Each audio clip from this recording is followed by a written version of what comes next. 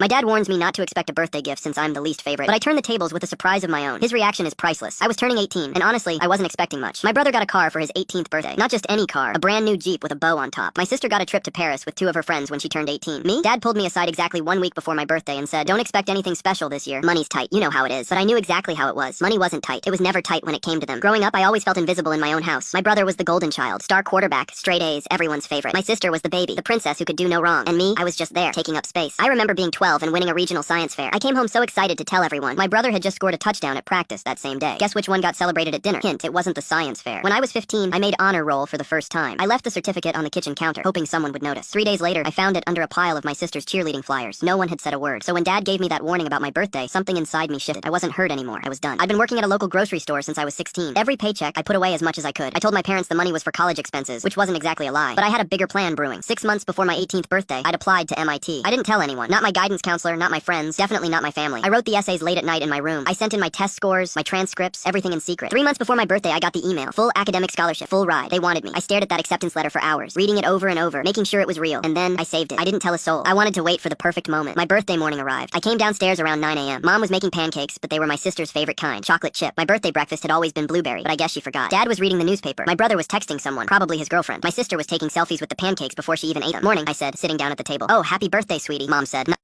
Not looking up from the stove. Dad glanced at me over his newspaper and gave a single nod. That was it. My brother didn't even acknowledge me. My sister took another selfie. No card on my plate, no small wrapped gift, not even a birthday candle and a pancake. Nothing. I ate my breakfast in silence, watching my family completely ignore the fact that I existed. And honestly, I felt nothing. No sadness, no anger, just calm clarity. After breakfast, I cleared my throat. "I have something to show you all." My dad lowered his newspaper slightly, annoyed at the interruption. Mom turned around from the dishes. My siblings finally looked up from their phones. I pulled out my laptop and opened it on the kitchen table. The MIT acceptance letter was already on the screen, big and bold and undeniable. "I got into MIT," I said calmly. "Full academic scholarship. Covers everything. Tuition, room, board, books." The email came 3 months ago. The silence that followed was deafening. Dad's newspaper slipped from his hands onto the table. Mom dropped a dish into the sink with a loud clatter. My brother's mouth literally fell open. My sister just stared. "3 months?" Dad finally said, his voice barely a whisper. "You got into MIT 3 months ago and you didn't tell us?" I looked him straight in the eye. "I figured you wouldn't care much. Money's tight, right? You know how it is." I watched his face go from pale to red. Mom started crying, covering her mouth with soapy hands. "That's not fair," my brother said, finding his voice. "We would have celebrated. We would have what?" I cut him off. "Noticed me for once? Put down your phone? Actually remembered it was my birthday without me having to remind you?" My sister looked down at her lap, tears starting to stream down her face. "I'm moving out next week," I continued, my voice steady. "I've already found an apartment near campus with 2 other incoming freshmen. Paid first and last month's rent with money I saved from the grocery store. My bags are half packed upstairs." Dad tried to stand up, but his legs seemed to give out. He sat back down heavily. "Son, we can talk about this.